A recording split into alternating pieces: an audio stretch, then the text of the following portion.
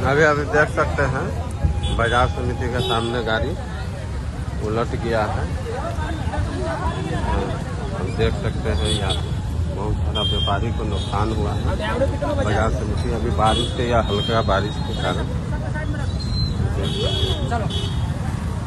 गाड़ी उलट गया है।